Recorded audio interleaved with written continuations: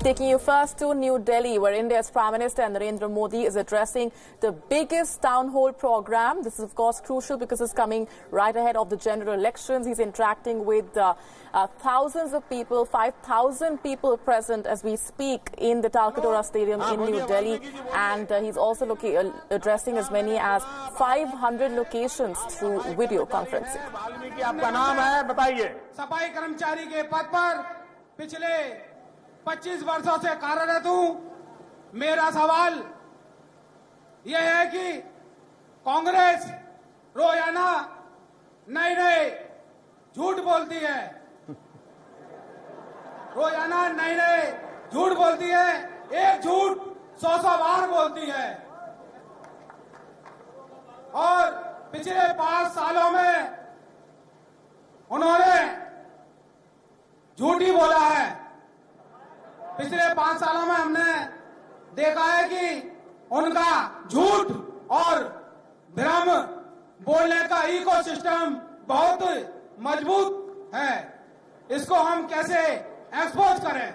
आपकी बात सही है कि इनका झूठ बोलने वालों को इकोसिस्टम की इतनी मदद मिलती है कि उनका झूठ बार बार गूंजता रहता है। लेकिन उनके झूठ को समझने जैसा है, बड़ा इंटरेस्टिंग है। कांग्रेस का झूठ बड़ा सीजनल होता है। जैसे पतंग की सीजन आती है, पटाखे की सीजन आती है, उसी प्रकार से उनका सीजनल है। सीजन के हिसाब से वो झूठ प्रोडक्ट करते हैं, फिर मैदान में छोड़ते हैं और इनका इकोसिस्टम इसको उठाता है। ये बड़ा आपने देखा होगा कि जब यहां दिल्ली में चुनाव चल रहा था तब उन्होंने एक झूठ चला दिया। झूठ क्या था? चर्च पे हमले हो रहे हैं, चर्च पे हो रहे, असहिष्णुता, इंटॉलरेंस। आपने देखा होगा जैसे ही चुनाव समाप्त हो गए इंटॉलरेंस भी समाप्त हो गया। इनका झूठा सही है। बिहार में चुनाव चल रहा था तो उन्होंने झूठ निकाला, मोदी आया है, अब संविधान को खत्म कर देगा, आरक्षण ले लेगा, आरक्षण जाने वाला है। ये झूठ चलाया उन्होंने। बिहार का चुनाव तब तक झूठ चलाया, बस वही कोई मुद्दा नहीं हुआ। और उनके जो इकोसिस्टम है वो भी जा करके लोगों के ही पूछने लग गए, कैसे भी करके खींचते रहते थे।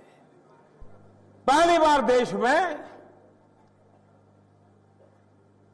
आरक्षण हटाने की बात छोड़ दीजिए, डॉक्टर भीमराव अंबेडकर का सबसे ज्यादा सम्मान किया हो तो हमारी सरकार ने किया।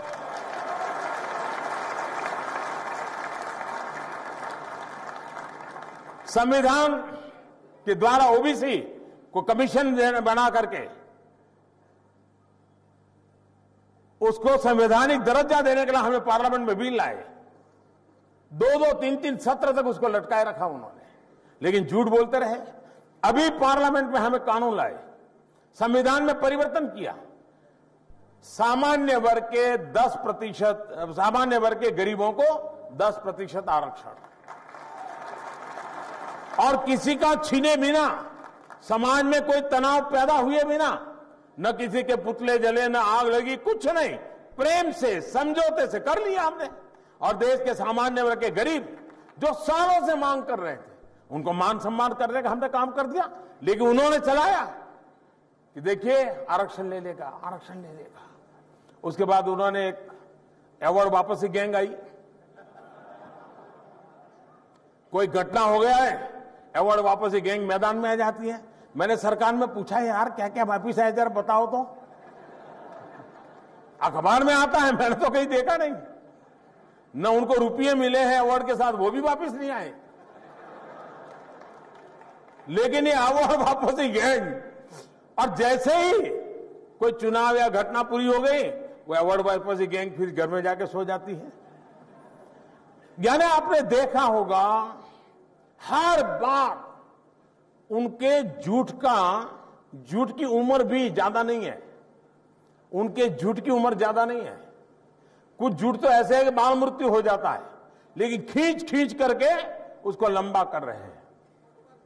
इस झूठ का जवाब आसान है, बहुत आसान है, मेहनत करने की जरूरत नहीं है। सिर्फ सच बताते चलो। आप सच बताते चलिए, सच की ताकत इतनी होती है कि उनका झूठ कभी नहीं टिक पाएगा। और सामान्य मानवी को समझाना चाहिए कि कितना झूठ बोलते हैं। अब उनके सिर्फ जो झूठ बोलता है उसके लिए पहली शर्त होती है कि उसकी मेमोरी पावर बहुत शार्प होना चाहिए।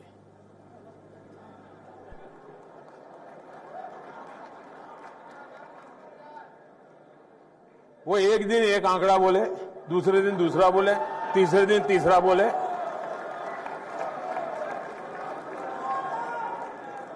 तो झूठ बोलने के लिए भी कोई उनको पकड़ा देता है, जो उनकी फैक्ट्री है झूठ प्रोडक्ट करने वाली, वो पकड़ा देती कि इस बार इस झूठ को चलाइए, लेकिन मेमोरी का गड़बड़ होने के कारण ये फिर पकड़े जाते हैं। वरना अगर उनकी बातों में सच्चाई होती तो बार बार थोड़ा आंकड़े बदलने पड़ते हैं भाई। ये बार बार बदलना पड़ता है, उसका मात्र कारण ही है कि उनके भीतर इतना झूठ पड़ा हुआ है कि वो झूठ अभिव्यक्त हुए बिना रहता नहीं है। और इसलिए सत्य के सहारे जीना है, सत्य के सहारे चलना है, जहां जाए वहां सत्य बोलना है। सत्य बोलने के लिए कोई याद भी नहीं रखना पड़ता है, जो दिल में हो निकलता है। आप वाल्मीकि जी हिम्मत के साथ सत्य बोलते चले जाइए, विजय आपकी निश्चित है।